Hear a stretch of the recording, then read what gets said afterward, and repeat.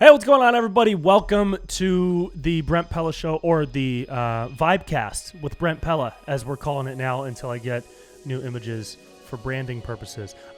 This week's episode has a really good buddy of mine, Richie Doyle. He is a producer and founder of Sunday Morning Digital, a live streaming sketch comedy show that you can see online. Follow all the channels that they have, Sunday Morning Digital. We had a great conversation about comedy, about life, about mushrooms, a little bit of politics, a little bit of existentialism in there, and he had a dog on his lap the entire time. So I highly recommend you watch this one on YouTube for full effect. But either way, glad you're here, glad you're vibing. This episode of the podcast is brought to you by Magnesium Breakthrough from Bioptimizers, my personal favorite supplement. Like I said before, I take this every day, especially after workouts and or in the evening before bed.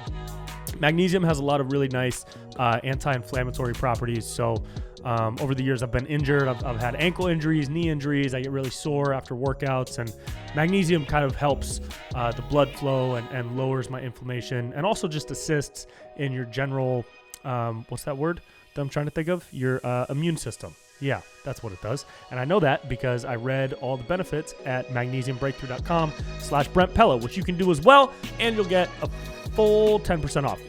I think they have tiers on that site where you can get up to 25, maybe 30% off. So go check it out. Magnesiumbreakthrough.com/Brent Pella. Go get a bottle. Support the sponsors, support the show. And please enjoy this episode of the podcast with a good buddy of mine, Richie Doyle. Yeah, Pug Hampton, how are you? Pug Hampton's good, man. An incredible interview we just did that will be out on the Brent Pella Show YouTube channel. Yeah. I think that'll be on... CBS is doing a special, right? Yeah, they're going to do 60 minutes on the rise and fall and subsequent rise of Pug Hampton, which is a hell of a journey. It is. For only 5 years old, too. That's what they're not talking about, how young he is. We don't think about things like that, how young people are. Sorry.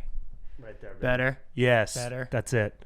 Better. That's it, baby. I look like a blind man. This is that would be a blind man with a walking pug would be very funny. Or like a very small dog. Did you see that Shane Gillis sketch where it was a blind guy at a wedding?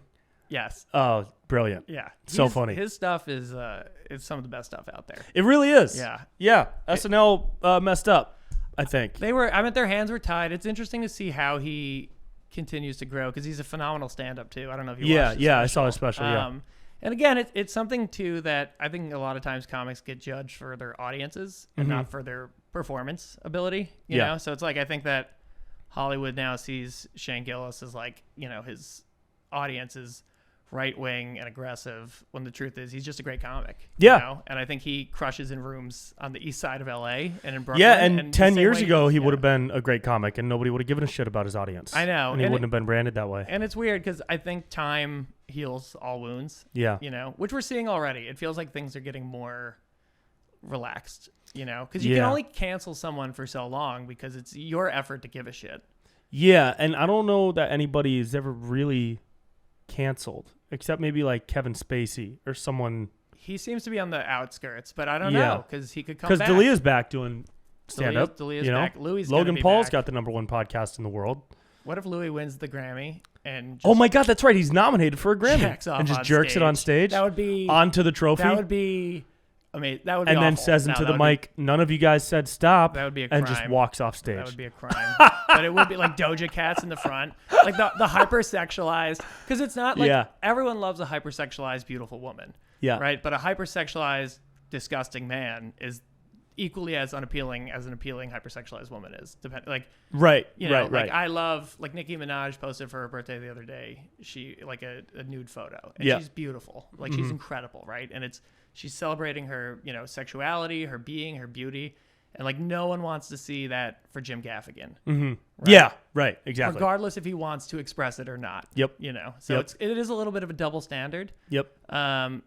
But I'm okay with that double standard. Yeah, well, it's like Pug Hampton said in his interview, it's something that we just have to accept and acknowledge as we walk through this industry that we've chosen. Yeah, a bad choice. A good bad choice. There's choice. There's worse, better choices, if that makes sense. Yeah. But definitely I'm at the age, and I'm sure you're at the age now where it's like, this is just my job. Yeah.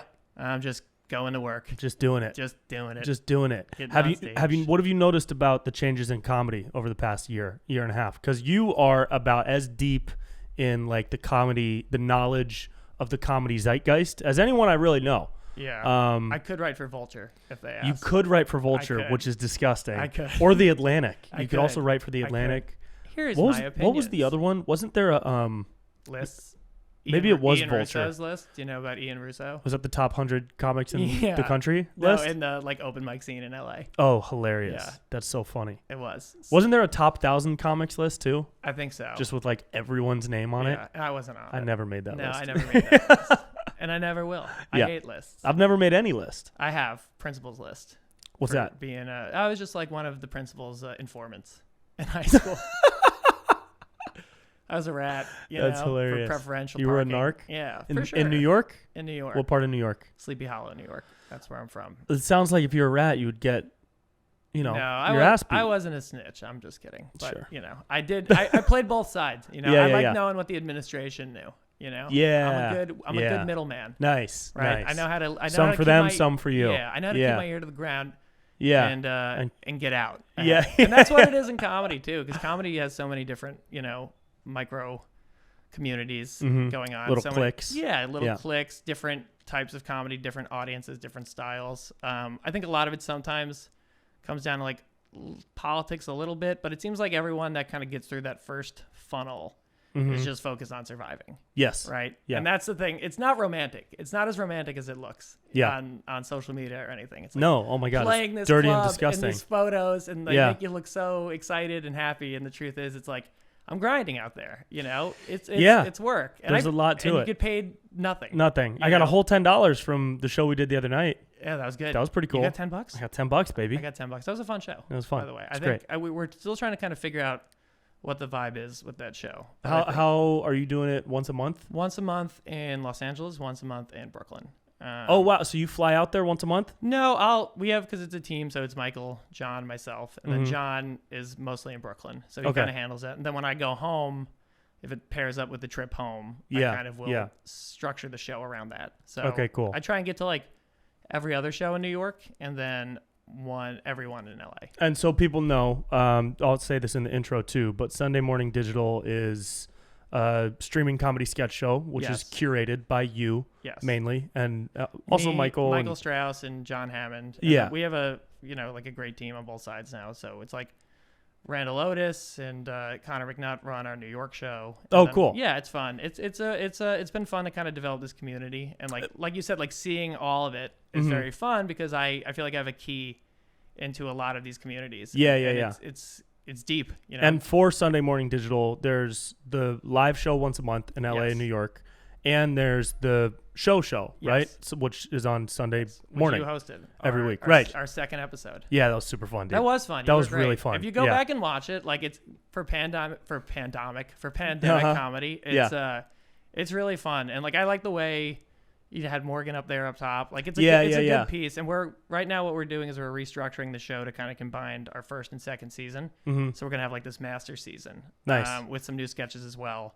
And then, just pitching to networks, and hopefully it lands somewhere and gets distributed. And then when it lands, would you still be curating sketches, or would you have a writing team and a production team on board to create original sketches specifically for the show? Your guess is as good as mine. Oh, really? Okay, I think that, it would probably go where there's independent producers that we have that we work with. Like there's a really talented group in New York called Lisa, which is run by this guy Sam Blumenfeld, and like they produce a lot of sketches, right? So I think the idea would be, if this show can sell, it's like you have these various producers that are responsible for their sketches kind of week to week. And that's how you decentralize it, and that's how you kind of make it fun, right? And like you can have a unit in Austin, you can get these different voices in. Something we're incorporating now is stand-up, because so many of our performers are multi-hyphenate like yourself, where you act, you do stand-up, you do sketch, you do improv, and you kind of have to be that way in media these days. You can't be a one-trick pony unless you're a writer and like really good on Twitter, which is kind of like the secret ingredient to just happiness. Yeah, like, it's just being really good on Twitter. Yeah, because if you get like if you're just like a Twitter silver tongue and you just get that writer's job, you get a writer's job just by Crocs, being funny on Twitter. You're wearing Crocs on the east side right now. You're making bank and you're the coolest cat in town. Yeah, and totally. You're just rude to everyone. I've never been good at Twitter. No, it's hard because I'm impulsive. Yeah, I'm not a good like Twitter. Like I'm much more performative, than I am like sitting down. Like I wasn't good at English per se. I don't speak well. Like I'm a good writer, but I don't. I feel like I'm a good writer too, and I can do like quick comebacks and quips and improv type stuff on stage, like messing around. Yeah. But on Twitter, it's hard for me to formulate like a Twitter joke. There's a certain half my tweets are just like mocking whatever politician is trending, and the other half are some. I don't even know. I've just started tweeting out clips of videos. Is that impulse when you're like, I got to get this guy? Yeah, and I've also had to rein myself back a little bit because I don't want to be just like, I don't want somebody to go to my Twitter and be like, oh, this guy's got a lot of opinions on COVID, you know? Politics, well, that's what it's. But that's what Twitter is. Yeah, well, and Twitter's very unhealthy. It's a awful. very unhealthy thing to get involved with. It's my worst addiction. If I leave my phone in my living room overnight and I wake up, my day will be infinitely better. Yeah. If the first thing I do is lay in bed on Twitter for the first hour, it's madness. It's like playing the witty lottery. Yeah. Right. And I'm just like, when can I win? When can I win? Well, do you have a morning routine? Somewhat. It just changes because with stand up, I feel like you lose nights kind of, where it's like Wednesday night I have a show. I'm out till 11:30. Yeah. It's not a great sleep. I wake up and I don't have time for that early walk because I have a noon call or something's going on. So it's kind of like. Then it's just a gentle stretch and, light coffee and a light breakfast and just Twitter. Right? Sure. My neck is down, Oof. It's awful. And I like my phone. This is a very good, if you meet strangers, a very good thing to do. I've learned, I tried this for the first time in Austin it's like a good pickup line. It's a good way to meet people is just ask them, let's see your apps. Let's see how much time you spend on your phone. Oh, interesting. Most people are like 5.5 hours. I feel like I wonder what mine is. Yeah, let's see. But bear in mind that this is the field you work in. But it's also my office. Yeah, it is. No, it's your job. Like you can't guilt it too much. What would I do? Where do I even find that? Settings, screen time. Screen time. Yeah. Daily average. Yes. 5 hours 6 minutes. Yeah, that's pretty good. Down 9% from last week. That's good. I'm at the percentages. That's an interesting thing to do too. Is like, it's weird how our phones are collecting all this data on us, and you can utilize it too. Like everyone's always like, they're tracking our data. I'm like, well, I understand how to read data. I can kind of figure out trends in my life. Right. So it's like I walk 20,000 steps a day. I try to, right? And I've been very slow in December. Around 3.5 miles. It's like 5 miles, a little more. It's not 5 miles. Are you sure? 20,000 steps? Yeah. Oh, I'm thinking of feet. Yeah, because a step is 2 feet, 3 feet. Yeah, and I'm tall. Yeah, I get that. Yeah. Okay, that's what it says. It could be more, it could be less, based on like hills and stuff. That's a lot of miles. Where are you walking? Silver Lake. I don't walk that much. I'm just walking around like a meth head. That's crazy. I know. I take my 5 Vans and I walk around. Really? And I do you write on the walk? Sometimes. Like it's usually when I have, like I'll go on these big walks and I kind of map out what I'll have to do for the next week or so. Yeah. During the walk. Yeah, and ideas will come to me, collaborations and stuff will come to me, like like sketch ideas will come to me. And it's kind of my like mental health clearing thing. How long is it? One walk a day? It's changing now. So like I'll go in periods where I'm consistent, and I'll get up and I'll do like a quick 15,000 step walk, which is like my house around Silver Lake Reservoir and back. And then sometimes I'll do the big bombs, which is coming up soon, and that'll be like the 40,000 day.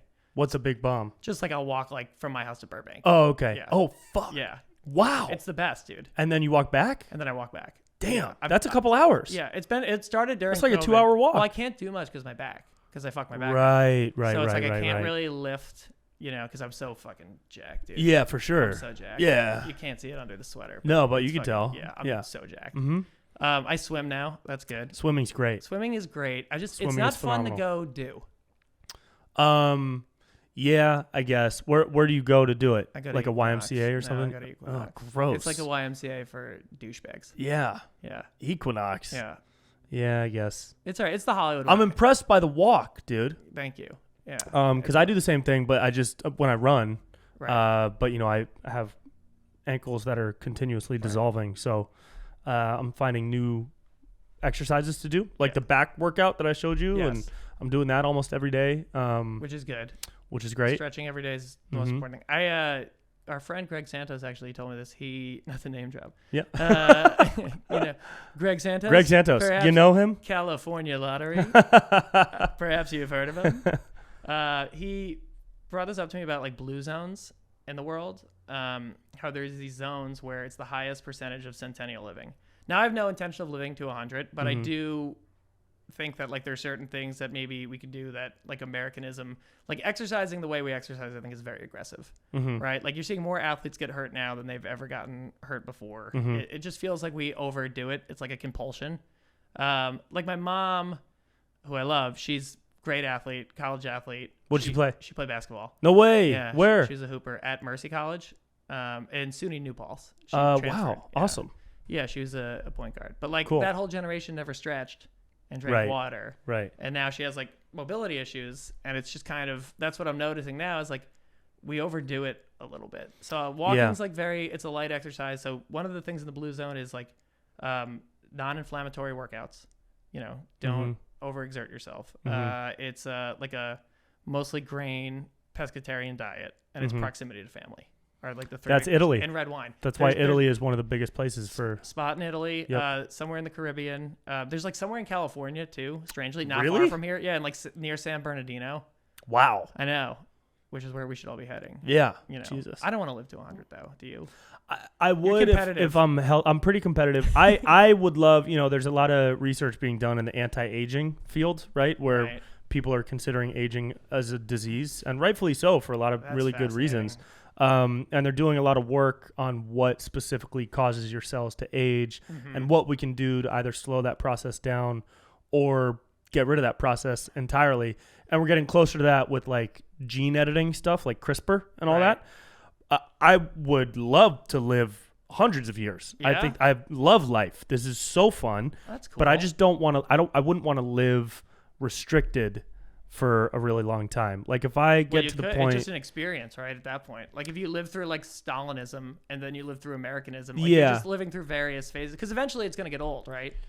Yeah, eventually it'll get old and then I'll just kill myself. But like if I or go crazy, your mind won't be able to. But like if I had the option of if somebody said, okay, Brent, if you do nothing, you will live to 100 and then you'll die in your 100th year, or you can do a couple of these things and maybe take this medicine or whatever, and that 100 years will get stretched to 300. Whoa. And you'll live it out so that each decade is now 50 years, right? So like when I'm 50, I feel like I'm 30. I'm still doing everything I want to do. When I'm 150, I feel like maybe I'm 50 or 60 years old. So I'm expansion of the human. If that was an option, fucking yes. It's probably happening, isn't it? It probably is already. It's absolutely happening. I think the first person who's going to live to be 150 is probably alive right now. Yeah. They're probably either a baby or a billionaire. Right. A baby billionaire. A baby billionaire. Yeah. So we cornered the diapers market.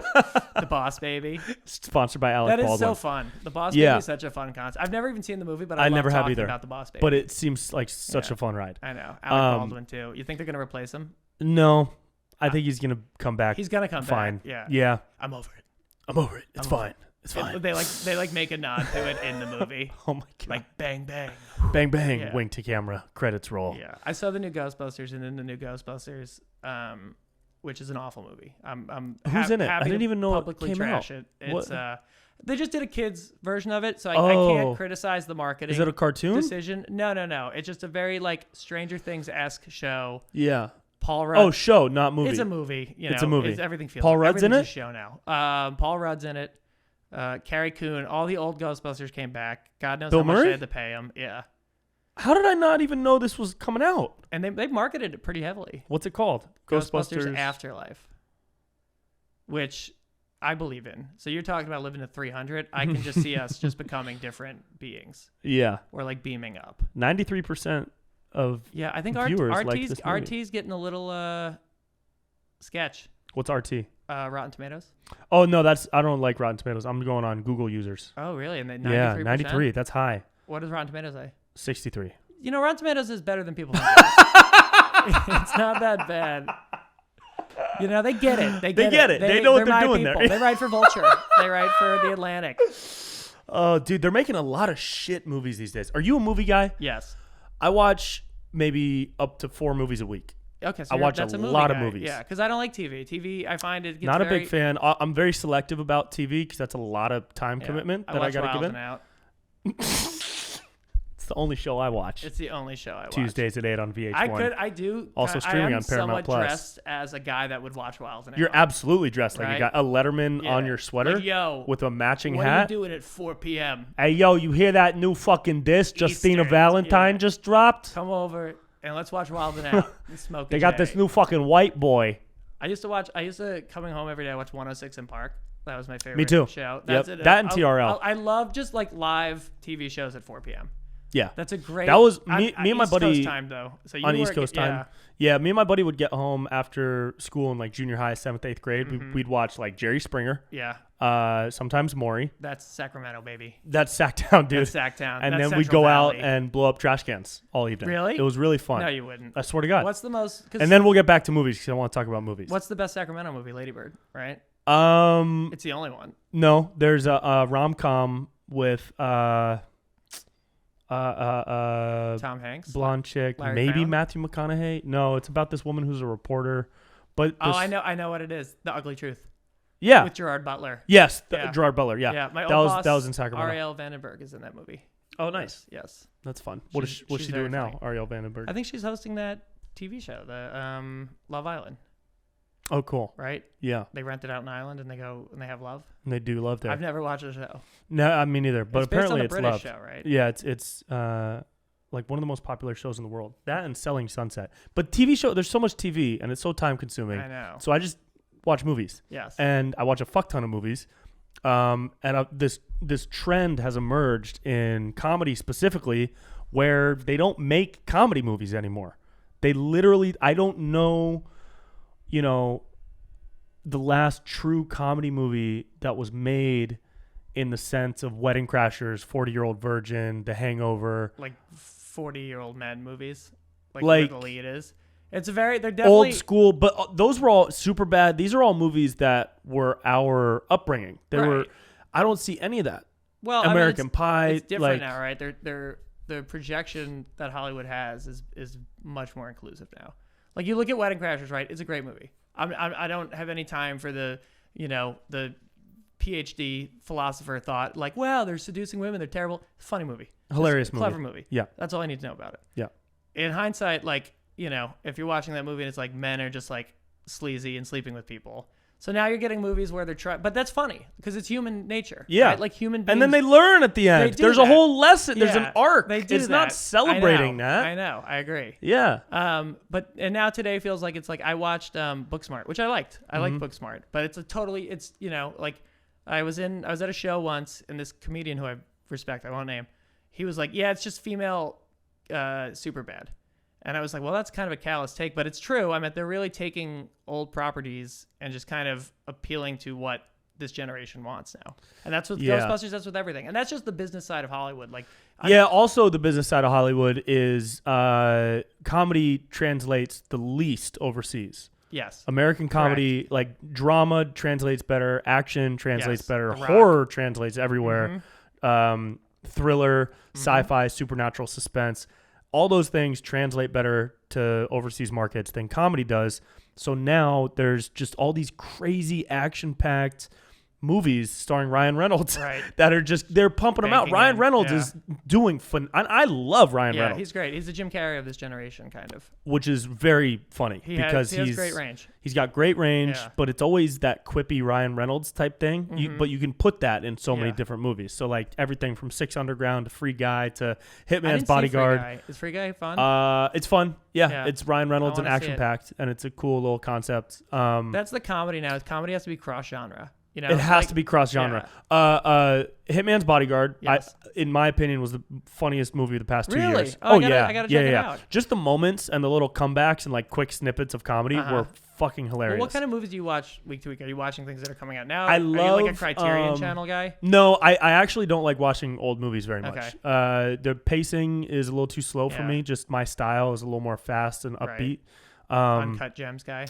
Yeah, That's my favorite. Yeah, That's such Uncut a guy Gems. movie. It's yeah, so it's great. phenomenal. Dude, I love that yeah, movie. or like Out of Time. What? No, Get It. Get out of time. Get Out of Time. Sequel. No, it was Good Time. I with love Robert Good Time, Pattinson. Yeah, the Safdie brothers are Same guys. fantastic, Yeah. So like I watch a lot of that. I also love sci-fi because I really want to write Me too. kind of like a sci-fi comedy movie at some point with like parallel universe type stuff. So I watch a lot of stuff like Midnight Special or I mean obviously Interstellar and anything Christopher Nolan makes. Dennis Villeneuve, love all his stuff. His stuff is paced slow. Yeah. You know, Arrival and Sicario. Beautiful cinematography in his stuff. Great cinematography. Really, like the way he really translates. Like I'd love to, you know, it's people love realism now. Yeah. Like it's bizarre because you go back and you watch old movies and camp is so popular. Yeah. Right. It's like this is funny, and that actually kind of ages well. Like one of the most fun experiences I had watching a movie recently was Cats. Right. Like I saw that in theaters. I'm in a phase now where I'm kind of enjoying bad movies. Oh, funny. Because one, there's more of them. Right. There's a finite and like I could go watch every foreign film and be that guy. Like, did you see The Wolf in the Window? Right. The Polish film from 2013 starring Stefan Stefanovic. It's like, no, I missed it. You know, I missed it. I was too busy watching, you know, Wheel of Fortune. Like, right, you know, right. Americanism is I love it. Leave me alone.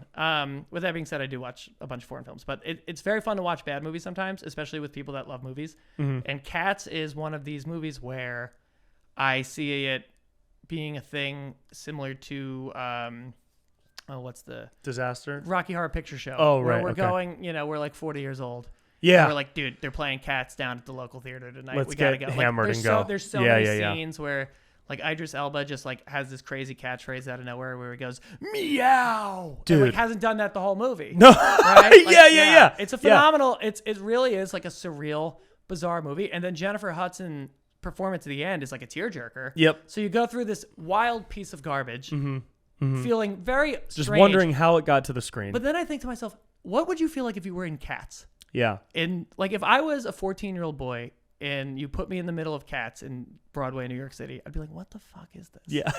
Right? And like the movie makes me feel that way. Yeah. So I guess that captures it to some degree. I don't think there's any way the movie could have been good. I just don't. Which makes it, which just in itself kind of is like, and there's like really weird dimensions. I don't know if you've heard this about Cats where there's these strange dimensions where like the cat will be just as big as like the chair. Oh, and yeah. then all I of a remember sudden that. it'll be like small and on the floor. Yeah. Which is just a trippy, weird movie. Like I actually think it's sometimes you just backdoor into a stupid, bad masterpiece. Yeah. And that happens. Like when The Thing came out, which is totally different. When The Thing came out, everyone was like, John Carpenter sucks. Like this is the worst movie we've ever seen. Right. He's having an alien blow through dogs. Like it's crazy. It's surreal. And then 40 years later, you're like, this is one of the best movies ever. Yeah. Like we don't know. Right. We live in the moment right. all the time, which is like, there's so many movies. The reason I like watching old movies is because you realize how quick this relative fame and placement here in Hollywood can dissipate. Yeah. There's so many actors from the 90s, and you're like, yeah, I dude. remember them. And it's like, where do they live now? Like, oh, yeah, they got a place in Palm Springs. They don't know. Right. You know what I mean? Like, they're doing you get real so estate now. Worked up Yeah. with what we're doing right now. That I always like to look at what the comparables were in the past. Yeah, that's cool. And it helps ground me here. I think it helps focus. I think it helps sometimes you got to take the romance out of stuff to make it good. Yeah. You know what I mean? Mm-hmm. Like when you see the sketch, you see the fun, exciting stuff, right? So like with Sunday Morning Digital, it's like we just had a sketch come out with Jack Pensinger. Like that was a Sunday. It was a cold Sunday in New York. You know, we were working our ass off. It was raining. We were outside. It was work. Yep. And then the sketch comes out and you have that cathartic thing. And then it's like, okay, it's kind of gone now. Yep. Right. And you just kind of keep bruising and cruising until something pops. And then that's the fun part of it. Yeah. You know? But it's definitely like there's no romance anymore to this game. No, you got to take it out. Or you at the very least, you have to not expect it. Yes. Because as soon as you start expecting some big, sexy, romantic like push, good luck in this town. Yeah, dude, you're fucked. You're fucked. Get the hell out of here. No, this town will kick you out. People. Like, sorority girl, junior year, and make you walk your ass home. Sororities. Or a sorority guy, fraternity guy. Fraternity in college. I was a fraternity guy. Were you a fraternity guy? I was. I'm very invested in whatever I get involved with. So I was like the active. Like I ran for like student government in college. Like I was kind of dweebish. Mm-hmm. Played a lot of basketball. What frat were you in? I was a Phi Delta Theta. Is that is that known for anything? Is that your little sign? No. This is like the universal sign for I never joined a frat, but you played hoops. I hooped. That's got that brotherhood. UC Santa Barbara just was a giant frat, anyways. Yeah, it was. It is. And that's actually where I started doing like film stuff. That's how I first got started. We were walking down the main party strip at like 1 a.m. and in the distance I saw these big lights and like C-stands. I didn't know what they were at the time. And we walked over there, and this dude cruised up to me on a skateboard, and he was like shirtless, kind of ripped, good-looking dude. And he cruised up to me at college age. He cruised up and he was like, "Hey, what are you guys doing here?" And I was like, "What?" He's like, "You're not allowed to be here, bro." And he flicked the skateboard up into his hand, and I was like, I don't know. And he was like, "No, I'm just kidding, man. I'm going to jump back in there." And it turns out he was a star of the movie. He was an actor. Like, he had just been acting. That was my first experience with acting. Oh, my God. Is when this dude, and I was like, what the fuck? Right. What just happened? Right. And we walk in, security guard is like. That detachment from reality. Yeah, like I had just got, he was obviously messing around, but like, it's trauma. Yeah. I mean, it took me into a different place. I was like, fuck, Right. did I just mess? Am I going to get in a fight right It's now? like What's when you happening? see a crime being committed, like you've ever been in a store and you see someone rob it. Like you're kind of It breaks your brain a little bit. Yeah, there's you get like a little like it's. I feel like I go out this way. That's Yeah. like the only way I can describe it. That's a very poor way to describe it. But I'm just it's like a detached. It's yeah, like, yeah. You know that this is real life Right, happening right now. right. 'Cause This isn't a clip online that Look I'm at watching. Me, I'm a joke. You Yeah. know? Like for Christ's sake. I mean, you're wearing sunglasses, which is pretty cool. I'm wearing sunglasses. I'm petting my dog. I'm as Yeah. comfortable as can be.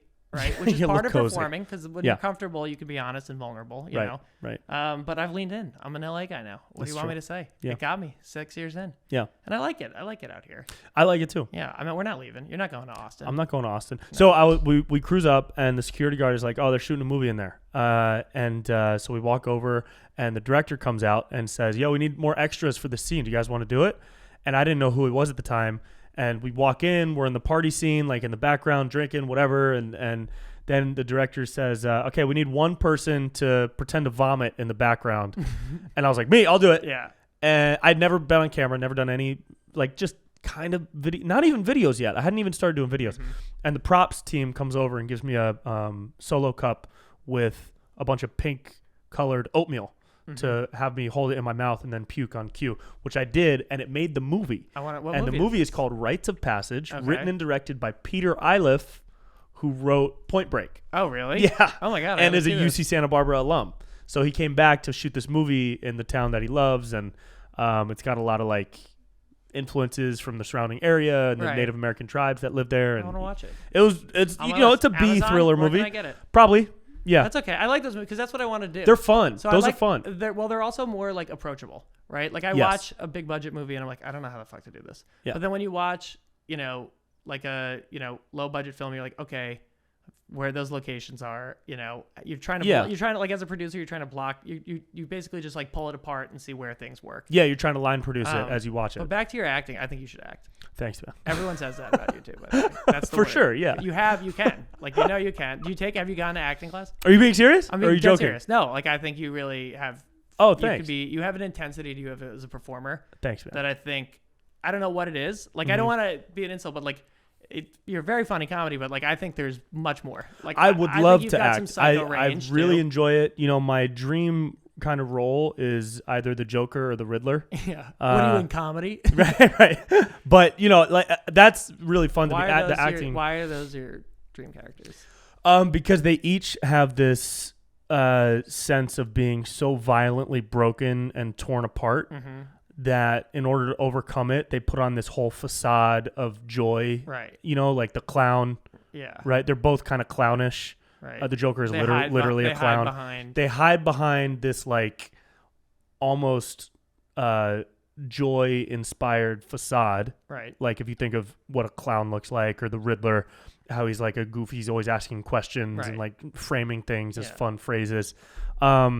And that hides a really deep, violent brokenness. Yeah. And I fucking love that dichotomy, that back and forth that those two very intense emotions play, and how you can hide, heart. So like even mental illness. Further behind. Like, I want to play I mean, I'm so mentally broken already that I just think it would be such a great fit. Have you done any like shorts or drama?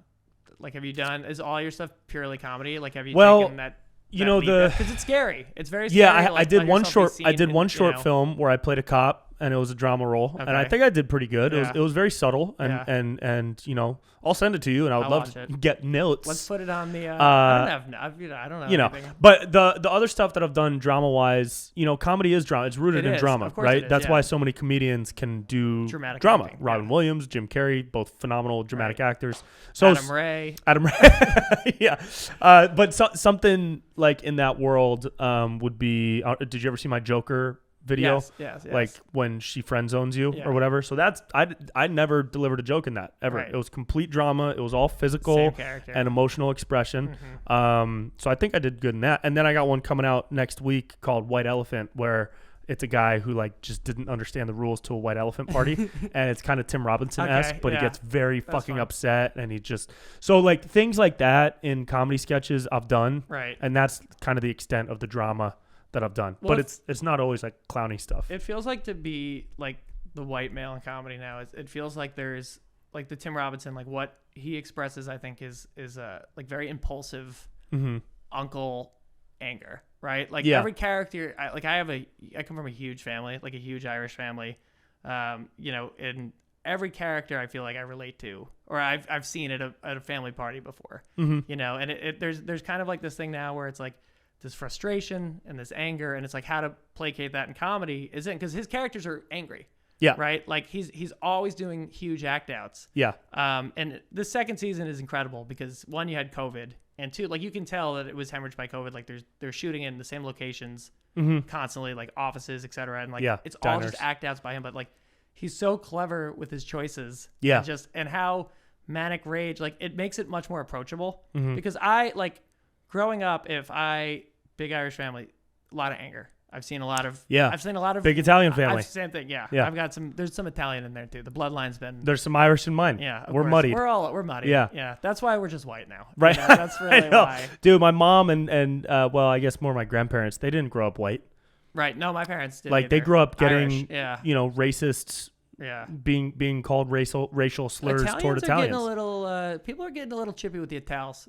These days? I think so. They are. I think there's a little You know, because Italians will speak their minds. Yeah. And we're in an age where that's a dangerous That's thing. true. There's so a lot you got of a lot pride. there's a lot of Italians that are like, "Hey man, fuck it. I don't like We don't want to fucking do this." I don't like you know? the whole like first off, the Cuomos are terrible people, don't get me wrong, but like you don't have to go after their heritage because they're terrible people. Are people going after their heritage? I feel like they're always like, gabagool, you stupid fucking Italian. And Really? it's like, yeah, that's the Who's saying that? that's Fox? the sentiment Tucker? I see. Everyone. It just Yeah. feels like that's the trend is been very like personal. Well, it's like easy to hit on. It's safe. It's safe. very Well, it's safe go after to hit. until they fucking whack you. You know. Yeah, That's but an on insult. it feels safe to insult a race that looks white. Yes. That's why Yeah. there's been so much Asian hate, Yes. right? And Right. that's why that's Easy fucking. because it's been like, which is unfortunate, and I don't agree with it. But I'm just saying what I've seen You is don't like agree with you can- Asian hate? I don't agree with Asian Thank hate. you for I am taking that anti-Asian stance. hate. Thank you. But you know, it's because it's become so regular, kind of in culture and Yeah. mainstream media to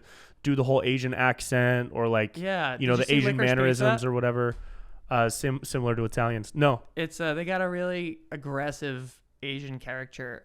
Like John Michael Higgins really does the voice. That's And, the Higgins' son? Steve no, Higgins' no, son? no. That's the Different this is the Higgins? guy. This is John Michael Higgins is he's been he's in like Best in Show. He's a great character actor. Yeah. You know, in the pocket, just a picture up of him. Like Sure. but he does this really aggressive racist act out, and I think like what PTA, I'm gonna be the guy to defend him, but he apparently what he's saying is like that used to happen all the time, right? Like we have this, you know, you have all these cultures clashing, right? And I think that what happens is it can be very personal and like brutal, and like you can internalize things in a way now that I think people internalize them so unhealthy. Like you'll see a Twitter thread and just awful things are being said left and right about people, about like, and just upsetting ways of thought. Yeah. Right. Like really nihilistic, and it can affect you. It can plague you. Right. But then like that doesn't represent what I see outside ever, you know, because what I see still is a lot of positivity. You know, I think humans are generally kind to one another. But this online phase now is really unmasked a lot, and it's caused a lot of insecurity, you know, and there's a lot of mistrust. But I don't feel, and then there's also how we act. It's are we gonna let fear get in the way of things? Like I have friends that will be hesitant to come to LA. Yeah. From Kentucky. See, a lot of people do let fear get in the way, but they don't even know that it's fear. And then when you tell them it is, they're like, "No, I'm not scared. I'm just being safe. I'm just being this." Yes. And they're so locked beneath this weight of fear that they don't even know that that's what it is. It's like a false comfort too. Right? Yeah, and it gives people like we're at a time now where people can have a moral high ground immediately just by putting you down for not being as scared as they are. Yes. But they don't. Yes. They frame it in a way that's like, no, I'm being safe and caring for my fellow humans, and you're a piece of shit. Right. But no, dude, that's objectively not what's happening. A lot of the times, you're being scared. Yes. And that's making you shut other people down for their beliefs.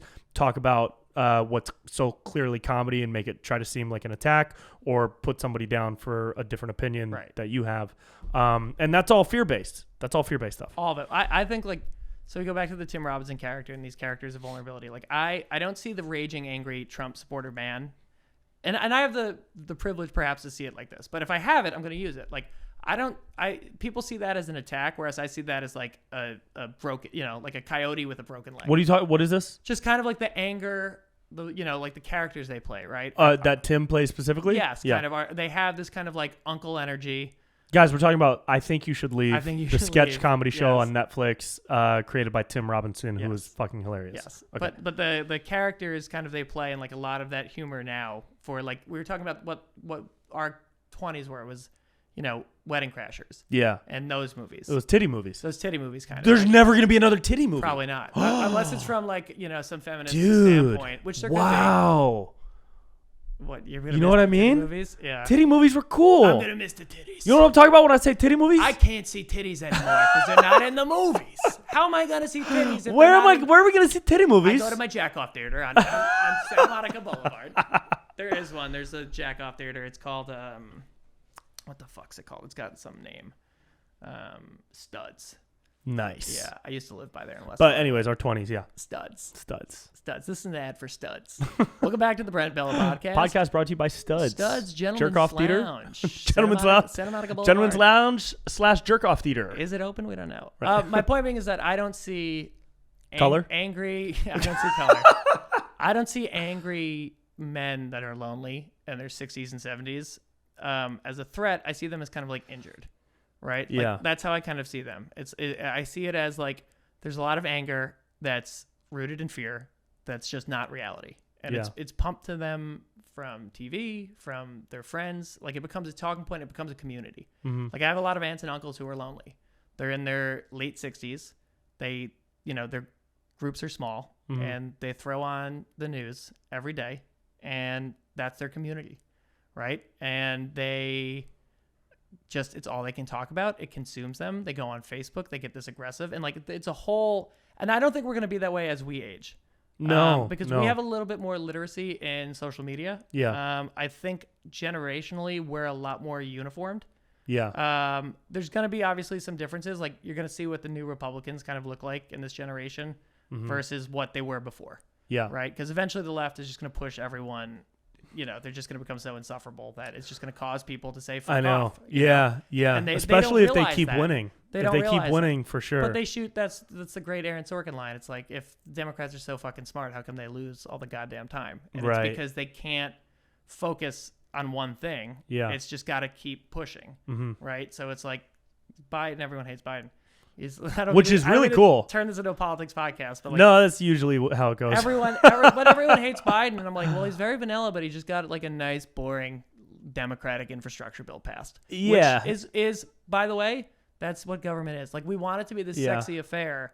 The truth is, it's not. It's not. Like the Finland prime minister. That's a good representative, I think, of who should be in government. Oh, 100%. The chick, 36 years old, people, just went out to the club, missed a text that said she needs to quarantine. Right. Fuck it, dude. Right. I'm sorry. Oh I'm my human, God. Right. But we have these old people now. It's about power. It's about these egos. Like, it just feels to me that it's become this, like throne where it's like this person should be next. This person should be That's exactly what it is. And they want to make sure that it keeps getting passed down to the right people in their perspective and not to the people that America wants. Which is it's going to change, I think, over time. But it is scary. No, it's going to turn into an authoritarian dictatorship. I don't think there's any other way. We get scared, but the American spirit, I don't know, also, dude. We've battled a lot. We've battled a lot, but I listened to a lot of that dude Tristan Harris. Tristan Thompson. Nope, the basketball player. Did you ever watch The Social Dilemma with Tristan Thompson? Where he just keeps impregnating trainers. Yeah, that's it. That's all dilemma. it is. And that's his dilemma, yeah. And he can't figure out how to tell people. That show. The Social Dilemma is a documentary by this dude who used to work for, I'm going to fuck it up, right? Facebook or Google or something. I have seen it, yeah. I'm familiar with it. They just went on Joe Rogan's podcast. That's Drink 2 for the first mention of Joe Rogan on this podcast. Is that a Brent Pella podcast That's a bit I do. That's good. Yeah, every time I mention Rogan, I tell people to drink. Drink. And he was with his boy on Rogan, and they were talking about where we're moving as a culture, wielding this godlike power of social media. It is godlike because it can incept thoughts into people's brains very fucking easily and sway the democratic movement. It's scripture, right? Right. I mean, it's and so it's a godlike power, and we have zero godlike ability to handle it. Like we don't have as a society. Just on an individual basis or a societal basis. We don't have how did they put it?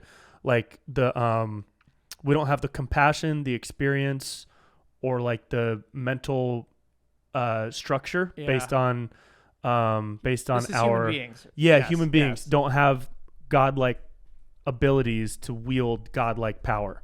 So it's slowly creating this massive fucking divide, and the only answer it goes one of two ways. Right? Yeah. It's either one, we devolve into chaos. Because we're never going to give it up. That's not an option. Just the internet and everything. Social media specifically, the way everything works to just make you more and more mad. I agree. It's either going to devolve into chaos and civil war, even if it's not out in the street shooting people. It could. You could argue it's begun. Or the way to really wrap it up and regulate it is for the government to step in and control everything. But that's authoritarian, and that comes with everything from the passport system being set up to the social what's that shit called? What are these? Social report card score, type social score thing. Yeah. We have it. It's called Uber. Right, exactly. It is your Uber rating. So they were talking about trying to find this third way, but they weren't really landing on anything, which terrified me. Right. Because then and these are really smart fucking dudes that are in the thick of it. Third way to me seems like it's the free market, right? So we talk about what the phone does, right? The phone was, let's just brick and mortar it. Like the phone was invented to make communication easier. Yeah. Right. And it evolved into making the medium in which we can use it easier. So then it evolved basically and it conferred with the computer, which is we now have computers. We're connected to this thing all the time. Yeah. Right. So the compulsiveness of it, I think, is a problem. Right. But we compulsively smoke cigarettes. We compulsively overeat. We compulsively jerk off. That's not uncommon to the human condition. Mm-hmm. The thing about it is what it can make in us, right? So it's anger, right? So that's like people love Twitter, they love to get angry. But if the market looks at it and says, okay, well, this is the problem, then the solution may be things like, how can the phone make our lives better? So I track my steps, right? We go back to the data. I track my steps. I look at how much time I'm using my phone. Mm-hmm. Am I connecting with my parents more? Am I expanding that blue zone potential, right? Like it's how we use it that is going to have to be ultimately how we sustain. I have an app on my phone that helps me meditate. I have an app on my phone that helps me not watch porn. Nice. I don't watch porn. I don't watch porn either. Dude, porn is it's one of the. I have porn star friends, but I don't really watch porn. Listen, I'm pro porn. I'm very liberal. For me personally, it's just not healthy. Yeah. I drink. I drink a lot. I got problems. I smoke weed constantly. Oh, do you really? You can only have X amount of vices. Right. So it's like I'm an ADHD I ate a lot of ice cream. Yeah, I was a kid that walked around and would poke people during nap time. Yeah. But you're talking about taking it on as an individual responsibility one at a time to start managing. It's survival. But the big question comes when you try to do that versus a $1 trillion company who is actively working to keep your attention and grow your attention. Right. Because they're working on the attention economy. You are the product. Your attention is the product. Right. If they own me. Apple owns me. So like it's gonna take a pretty big fucking movement to get people on board with that when it's so easy to just dive into Facebook for 20 minutes 4 times a day and that's all it really takes. So I don't know where that's going, but it's where it's going, right? It is where it's going. Where it's going, and where you think about like this. Something that's been interesting to me is I always was a futurist growing up. Like I was always, this technology focused, and then you look at people that like kind of that have remained more traditional, right? And you see the positive side of that, of like existence, right? Because you can detach from all this if you really wanted to. You could. And there's like that weird freedom we have, which is like you could just give up being Brent Pella. You could move to the desert and you could have a home, and you could just farm. You could do whatever you want, right? And we do have that ability.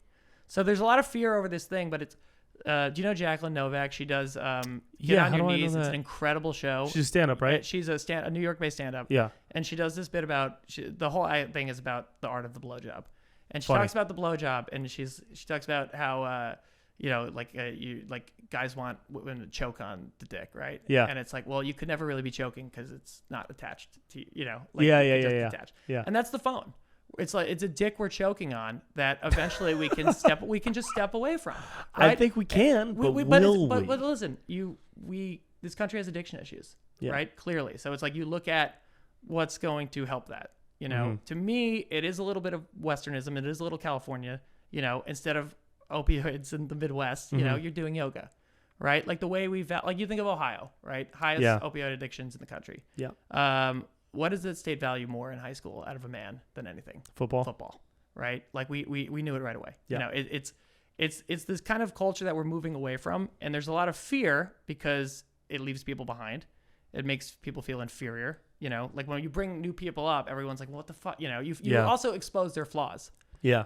Like you got to learn now about certain things about these new, like we didn't know anything. Gay people weren't around 50 years ago. Isn't that crazy? 50 years, our parents' lifetime, and that'll probably be trans in our lifetime to some degree. Yeah. And you can't fight it because it ultimately it doesn't fucking piss you off. Right. It doesn't. It doesn't affect you. It's something that can keep your mind occupied during this nonsensical existence. Yeah. Right. And that's why I love comedy, because we just fill time. We really do. And we're creative, and we talk about things. And we talk about what's going on and try to make it into, something that you can laugh at. You can put love into things too, like putting love into a dog, putting love into yourself, you know. And I think that we panic a lot. Mm-hmm. And hopefully weed gets legalized or CBD gets legalized. Well, I think everybody should do mushrooms. Do you do mushrooms? I do. You do? How often? I microdose. I'm not really on a schedule, but I'll just kind of like connect with my body and figure out what I need. Once in a while, I'll do like maybe once a year. I'll just go away for a weekend and not tell anybody and turn my phone off and do a bunch of mushrooms. Do you really? You've done that? Yeah. I did that in Santa Barbara last year. Oh my God. You tent or you stay in a hotel? What do you do? I stay at a hotel. I would tent, but it's just, interesting. Hotels are nice. And then I go out. My whole trip is during the day, and then I'll go back to the hotel and like write at night. Really? Yeah. Oh, good for you, so I did that last year. Incredible. But I microdose, and I've gotten really open about this because I want to get rid of the stigma around it, because it shouldn't be stigmatized if you're incorporating it as a medicine and you're treating it as a medicine and you're approaching it with the right amount of knowledge that you can gain before the experience, then you're coming at it with the right intentions. It's all about your intention. I think that's most things in life. Yeah. So I'll do, they're little caps. Well, I probably shouldn't show it on camera, but it's maybe twice a week and then like a couple weeks off. In the morning or in the... Right around now. Maybe 11 a.m. Yeah. And it's 2 in the afternoon. It's 2 in the afternoon. I'll probably take one when we're done with this. Did you take some? Yeah. No, I will when we're done with this, though, probably, because it's Friday night. Yeah. And, I plan on taking just want to look out at the sunset. Some tonight, too. Yeah, I have a psychiatrist, who specializes in... I've been going to therapy my whole life. Yeah. Cool. First grade. Wow, nice. Yeah, I think I've come a long way, which is hard to accept because it's like you wish you were just the stud the whole time. Yeah. You know what I mean? Like, I wish I was just cool and easy and that person for the last 27, but I wasn't. Yeah. And now I'm comfortable with who I am, finally. You know, and it's a weird thing to admit and say and be comfortable with. Part of that is the psychiatrist who specializes in kids with ADHD. Mm-hmm. The research he does at UCLA now is focused on psychedelics and how it can treat ADHD. Nice. And I started microdosing. It is changed my life. Yeah. But awesome. I do like, again, the first time you drink, the first time you smoke weed, like you got to recognize what it could be. Yeah. Like that's something too with alcohol is like when you get drunk, you recognize the negatives, right? Yeah. Like you totally lose control. When you do any drug, you like that's the Catholic guilt in me, which is like, what's the worst this can go, right? Right. And I do see with psychedelics sometimes it's like there's a detachment that it's hard to come back from, right? Like sometimes it makes me a little numb on feeling about things. Interesting. And I think it does center me, like it levels my emotions out, but I do fear that. Like, well, is it a numbness or is it like an equanimity where you're not? Do you know that word? Yeah, I do. Equanimity. So is it a numbness where you're literally not feeling and it's more nihilistic, or is it an equanimity where you feel balanced? It's peace. It's balance. It's always happiness, right? Because I think I'm naturally depressed. Yeah. So when that dopamine and serotonin rise, I think it helps. It's just a matter of like coming back down. Like I've never done Molly. I stay away from anything that really enhances my like dopamine levels to where it has a violent come down, because I don't like that. Like I've tried, cocaine. That 2-day hangover will kill you. Cocaine's awful. It's awful.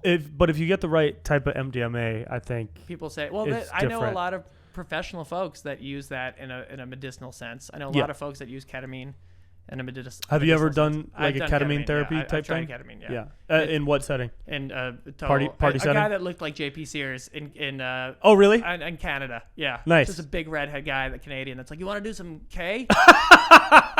Because Canadians are nuts. Canadians are they really? Tons of drugs. Oh yeah. Holy shit! I had no idea. Canadians are very big partiers. They're very jolly. They're interesting folk. I like the Canadians. I like our friends up north. Right on. Have you ever watched like Letterkenny or any of those like Trailer Park Boys? I know. They have a fascinating sense of humor. Too. Yeah. And all the Canadian comedians we work with SMD are great. Steph Tolive. Oh, she's so funny, dude. Funny. Right? She's so funny. Have you had her on? She was on my Santa Barbara show, but I haven't had her on the pod yet. No. She'd be a funny guest. Yeah, she's awesome. I'm just talking to really people. Funny. That's all I'm doing. Because I'm in the, I'm on the ground. You are the scene. You're in the scene. I'm not the scene. I just watch. But you're in the scene. I watch. You're I very don't connected. Network well with comedians. But you're so connected. Not connected. I just feel that I think you are. I keep my ear to the ground. I'm clever. But then there's the side of me sure. that's like, I wish I could just focus more on performing. Yeah. Because I do value stand-up and being a stand-up, and I think I've had nights when I'm like, I think I could do this and be good at it. Yeah. But it's just hard, right? I mean, it's hard to do it here. It's hard to get the stage time. I have like an ADHD mind, so it's like it's very hard for me to sit down and write. Like sketches, the way I typically write our sketches will be, I will come up with an idea, just riffing, and it'll hook with me. And I will watch it in my head for days, like keep watching it, find something, like I'll be laying in bed, watching it in my sleep to a point where this is in my brain shot for shot. Yeah. And then when I sit down to actually write it, 3 to 5 minutes. Yeah. Nice. And then I'll send it off to like 2 or 3 people. They'll like fix some grammar edits that I did punch kind of impulsively, where and they then can. it's there, Yeah. And that's the process. And I find that like folks that sit down and force themselves to write, like a lot of times it's function versus like creativity. Yeah. Which matters. It's half the battle. Like you can be the most creative person in the world, but if you don't have the ethic, you've got no chance. Yeah. Now what I'm learning is I actually value my creativity. I think I'm funny. It's just learning how to put the work in, Yeah. And that's the scary part. Yeah. Because that's the part you have to let go of your ego. Yep. You have to grind. Yep. You have to force yourself to be uncomfortable. Right. And that's growth too, because I'm at the age now where I feel things that used to be fun are no longer fun, and things that used to not be fun are fun. Like I go into bars with my friends used to be fun. Now I'm like, oh, yeah, bars suck. It's this fucking bars guy's suck birthday. now. Yeah. When I'm too tall, I'm just gonna stand out in fucking Silver Lake bar. Yeah. Everyone in their goddamn. You know what's fun for me now film. as I get older is learning. Yeah. About things that I hated learning about in high school. I know. History and like theoretical physics and astrology are super interesting to me now. I like astrology and too. I fall into rabbit holes every night because I'll be in here from like 8 a.m. to 9 p.m. and then I have a hard shut off time for my computer. That sounds unhealthy. It's very unhealthy. But as soon as that computer closes, I jump. I either watch a movie or I jump into a rabbit hole or I read Good for a you. lot. Yeah, but I watch a lot. I've been doing a lot of what's been lately. I did some like crusade type history stuff, Genghis Khan type videos, and then there's also this channel called After School, SKOOL. Okay. And they do these really cool visual illustrated videos with the audio of like a great mind giving a lecture. So Ooh, like a right. 5-minute clip from an Alan Watts or Eckhart Interesting. Tolle thing. They got some Rogan on there. That's drink 3 for the second mention of Joe Rogan. Yeah. Some Chappelle I like audio. Joe when I like Joe, and I don't when I don't. I like his guests. Does that make sense? Yeah, he gets yeah. The best guests, His guests and are when great. he's on. I think the criticism towards him is, again, it's very audience based, Yeah. right? So like a lot of people are leveraging their distrust or their dislike to the audience of the performer, Right. versus the performer maybe themselves. Right. You know, like you can, like SNL took a shot at Joe Rogan and it missed pretty hard. Oh God, it was bad, dude. Heidecker did the best one, and that was good. And Well, he's done the second best Joe Rogan. excuse me, Brent Pella's did the best. Yeah. Yeah. Now everybody's doing Can I do Rogan, my Brent dude. Pella, like just my Brent Pella impression? Yeah, what's your impression? Dude. Dude. Loco. That's my Brent. What do you think? You think I could get on Groundlings? pretty good. Think I could do Sunday? Yeah. Just That's playing pretty funny. myself the whole time. Wait, I said For this, Loco. I said this idea to you the other day, or like the idea that like an improv group comes out, Yeah. like at UCB, like Black Box, an improv group comes out, and it's like three people, right? Like one woman, 2 white guys, every improv group. And they're like, all right, we are, bananas or whatever. They go, all right, and can someone give us a suggestion? Someone, Cincinnati, right? And the 2 people start. And then the third guy just goes, I have no idea what I'm doing. I have never done improv. I am so scared right now. I do not, like, breaks the whole thing, doesn't stop. And they're just they keep going, like, don't, is that a sweep? I'm so confused. I'm so worried. Like, Can we shoot this? yeah, why not? That's Let's so do it, funny. I would right? love It's to be good. that guy. Yeah, that could be a fun one. Yeah. What? I'm terrified. I'm terrified. That's really funny. Like guy that internalizes anxiety outwards, right? Like Yeah, vulnerability I like now that. is a very relatable thing. Oh, it's in the comedy. best. It's the best thing to relate to. Yeah, because when you relate to anger, that's always like a weird one. Like Fox News, a lot of their like humor section is always anger based. Well, and it's also hard to relate to confidence. Yeah. Confidence is very aspirational. Especially if it feels artificial. Yeah, because then you come off as a douche. Right. So like in a lot of the sketches that I do, I try to not have like if there's a confidence, I try to have it be like a mockable confidence. Right. So Like a for example, douchebag, like me and Nikki did this sketch at a music festival where I'm the man bun guy and she's Right. behind me massage, and we're talking to this couple Right. about all the festivals that we've been to and Yeah. how we have no Yeah. ego and that makes Yeah. us better and da da da da. They have dirty sex, intense. Yeah. And so we're like this very confident, we're talking down to the other couple. So it's like we're very confident, but the subject matter and our behavior Right. Condescension. exudes Yeah. this like mockable thing. You know what I mean? So that's the characters I love to play have that vulnerability, but are also so absolutely absurd Right. that it's almost like they might not be able to live in this world. Yeah. Like they kind of can, Right. but they straddle that line. They're like manic caricatures of people. They're manic caricatures of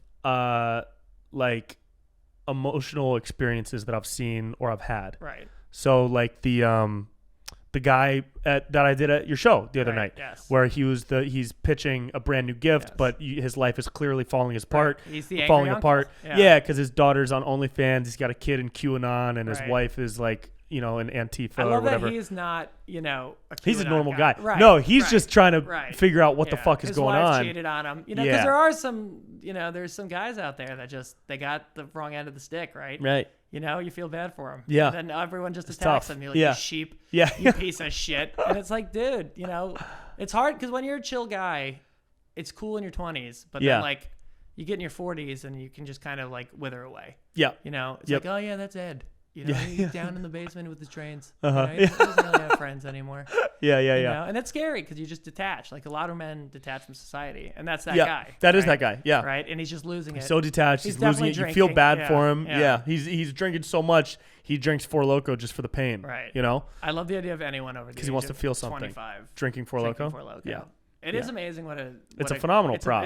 It's a cultural phenomenon for us. Yeah. Right. Yep. Because it was my big high school drink. It was the first thing I ever drank. First thing I ever drank. Yeah. And it had caffeine. Yeah. All right. No, the taurine or whatever the fuck it was called. No, it was caffeine, bro. It was caffeine. It was straight caffeine. That's what they took and out? then they made that illegal. Yeah. Oh, and I've been trying to find the original. If I could find like cases of the I'm sure original, it's out, I would right? It'll be absolutely. like I would spend hundreds of dollars. like Szechuan sauce. It'll be Yeah, like the somebody's Rick got to and have it in a Morty. warehouse somewhere.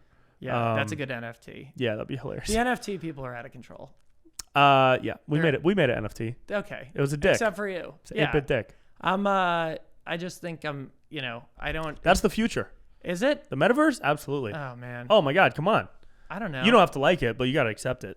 Maybe. That's for sure. I mean, I guess people crypto, think of it this way. People are getting so out of touch with what's happening in society, and they're so mad. Right. Mixed with gaming is bigger than every sport combined. So gaming, I think, is like porn, where it's like this, like it's bizarre to me that the most popular thing in America right now, to men that are like 18 to 34, is sitting down in front of a screen and shooting people for 12 hours. Yeah. And then when you ask, like, gamers are if you like gamers, agitating a gamer is the same way as like putting your hand near a pit bull. Yeah. Like my roommate in college was a gamer, and I was like, dude, like. And at the time, he smoked a lot of weed. I didn't smoke weed. Now I smoke a lot of weed, but like I'm pretty active when I smoke weed. How much weed do you smoke? I smoke like pretty much every day. How much is like I'm chain smoking pretty often. Chain smoking joints? Like a pen, a joint. Yeah, usually. I mean, some days I'll go like during the week I'll go to like 5 o'clock. But wow, okay. It's back pain.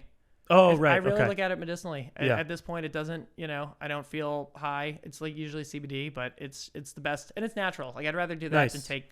Oh, absolutely. 4 Advil. Yeah. And it does work. It helps me sleep.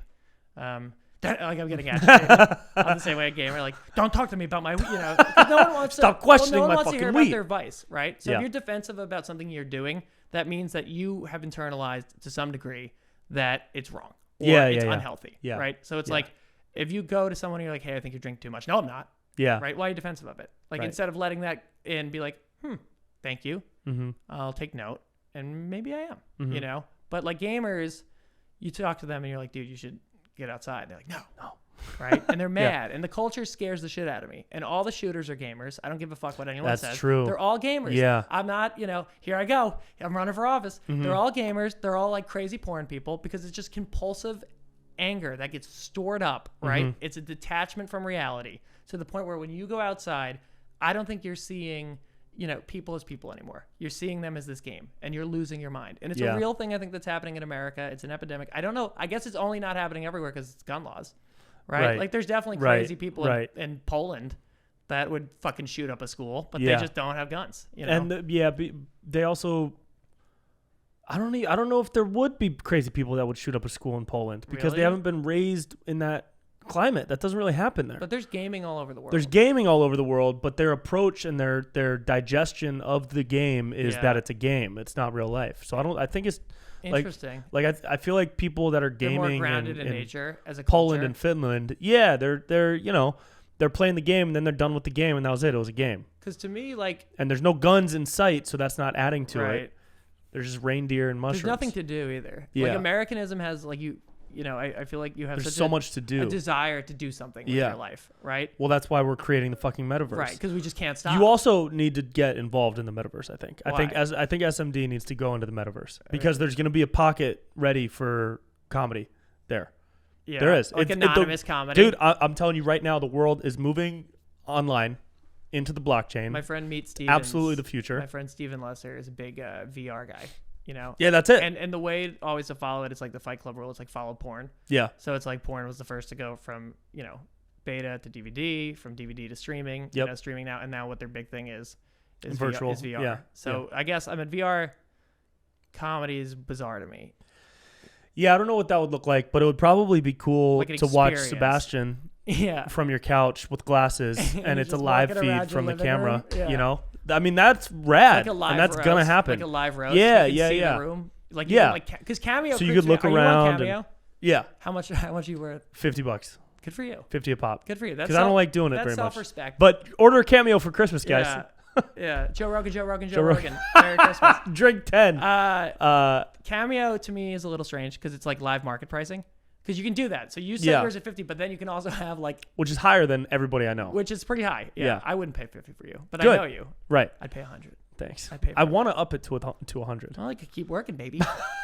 I might just do it anyway. I'm like a comedy pimp. Yeah. I'm running the Cameo thing. I'm like, I see your Cameos now pulling in $50. Maybe you're a $35 bottom bitch now, Brent. Yeah. That's a fun character too. Oh, well, that's what scares me because it's like, you look at live cam porn. Yeah. Right? And it's like Cameos that dance, dance for me, Phyllis from The Office. I'll Right. give you $300 for my fucking wife here in Naples, Florida. Oh she my fucking God. sleeps with the tennis instructor. You know, Yeah, it's just, yeah. It is bizarre, that exploitation route per se. I mean, it's earning, right? Like, again, like I'm totally for it and everything, but it does kind of create a weird way of thinking about people. Yeah. Right? Which is like ownership, you know? Yeah. It's like, and that in the metaverse scares me a little bit because it just feels we aren't ourselves, you know? Maybe it's a place where we just go and be nuts. I don't know. Like, you know? Yeah, I don't know what it's going to be like. I just know that it's going to be massive, and there's going to be a lot of, like, I saw this article the other day about how people are buying digital land. Okay. And they're buying digital land, which is going to go up in value because other people are going to want to put property there, right. like digital is this property. In Second World or Life World or that video game? Fuck, I don't even know. I don't even know what the there's like what the realtors. thing There's is. like digital realtors. But there's realtors, Yeah. and then this person was talking about how somebody should start selling high-end digital furniture because nobody's doing that right now, and everybody's going to have digital land, right? and Instead it of could just be a cleaning up the multi-million-dollar homeless people here market, in Venice, right? You know, Digital homeless people. That would be great. I meant, yeah, Dude.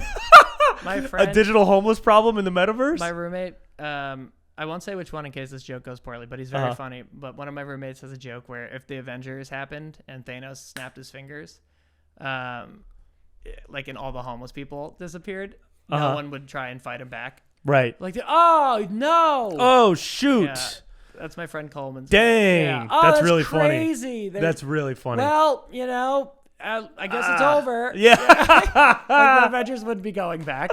Nope. It's sad because we're fucked up people, but you know, we are. That's we're okay. creating a fake world for ourselves. We are. I think it'll be fun. What does he think? Hampton is he's just so spoiled. You know, He's such a good dog. I put all my love into him, which is so unhealthy. Yeah. But it's good for now, Yeah. right? Because like I know how to like raise something, which is good. Nice. You know, Yeah, I think yeah, he's pretty mild mannered. I love the We're very close. collar. Is that a collar? It's his harness. Harness, yeah. It's good. It's seasonal. Yeah. It's very wintry. I know. It is. I have become like, you know, like I recognize how ridiculous. Like I brought Hampton to an open mic the other day, Oh, funny. and but it's like, you know, I'm at the next level open mic. Yeah, you can bring a You dog. know what I mean? You're I'm at like bring a showing dog up, at an yeah. open mic I'm gonna level. bring a dog at the open mic level. Yeah. Bomb. But I brought the dog. Dog barks, pisses on everyone. Well, I think I need to do more open mics, dude. The I haven't been doing. The Hyperion public is back, baby. No, that's the bar. Where is that? What's the Echoes? one? Lyric Hyperion is back. Oh, the Lyric Hyperion. Yeah. Where is the that? East Side's tough. You know, the East Side's the East Side. Yeah. It's very like I feel like the East Side is everyone has an English degree. Yeah. Everyone is very on the nose and they're sharp. Yeah. Right? Everyone's very sharp on the East Side. Yeah. And they're angry. Mm-hmm. Right? They're not angry. They're cynical. There's some cynicism there. I don't know. This is a generalization, but it does produce some of the best, funniest, weird comedy. That's true. You know? Yeah. Like, and I find that like your comedy is very East Side in a lot of ways too.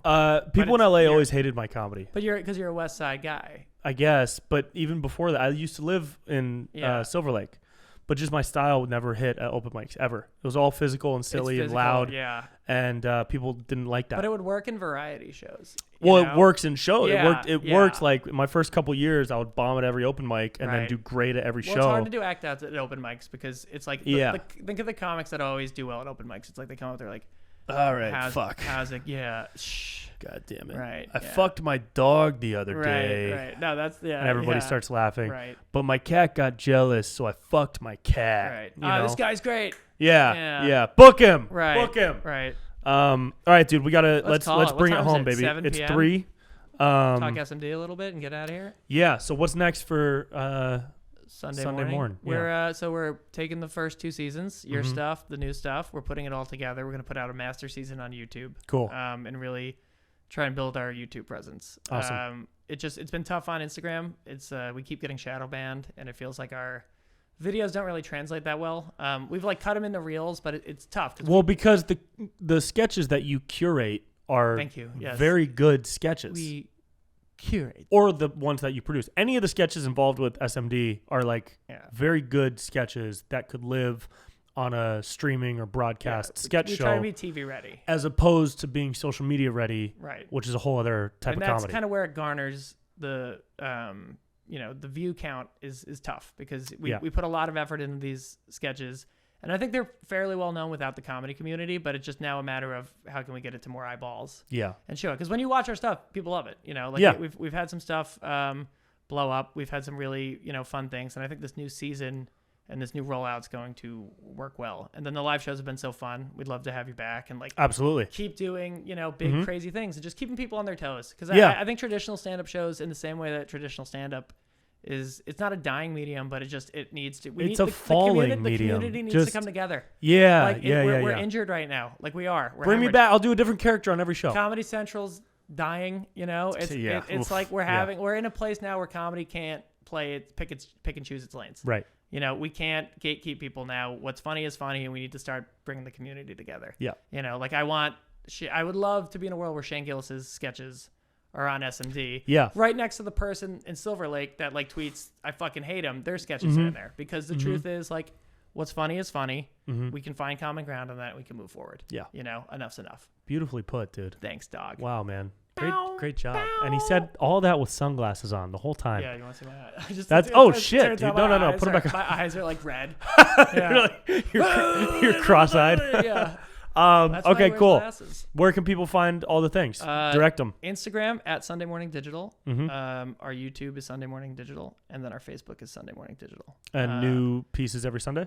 No, we're kind of in a little bit of a hiatus because you're putting together. We're putting together things. So we just released a new sketch with Jack Bensinger that I think people should check out. It's really funny. Hilarious. You loved it. Yep. And that did well. And then I think it's just visiting a lot of our reels and stuff. And dude, I don't get TikTok. No, don't. Yeah, we can't start down the TikTok conversation, or this will never end, and I'll just get really mad. It's just I don't want to do it. I don't either. I don't care if I fail. I'm just cutting all my sketches to put them on That's TikTok. That's what we did, but even I'll never do an original TikTok. It's bizarre with the numbers too, because you'll be watching and you're like, 9 views, and then you'll check 5 minutes later and it's like 10,000 views. I'm like, what? Did it just hit a pocket in the Guangdong province? And it's like, how is this really helping my career? It's artificial. It's pennies on the dollar. Oh, totally. So it's I'd rather the 16 views on Vimeo, I think, at times. Oh, baby boy. But all right, we're going to go. Everybody follow Sunday Morning Digital. Baby boy. Come here, baby, so you don't scratch the table. Easy. This could be. Okay. Don't put this in the episode. Okay, it's in. There we go. There he goes, baby. All right, everybody, say goodbye to the dog. Hampton. And we'll see you next week. Peace and love. Peace. And that's it. Thanks so much for hanging. Thanks for vibing. Hope you enjoyed it. Follow Richie and all of the Sunday Morning Digital projects at Sunday Morning Digital across socials. And check out magnesiumbreakthrough.com/Brent Pella for a special discount from our sponsor. And have a wonderful week. I love you. Bye-bye.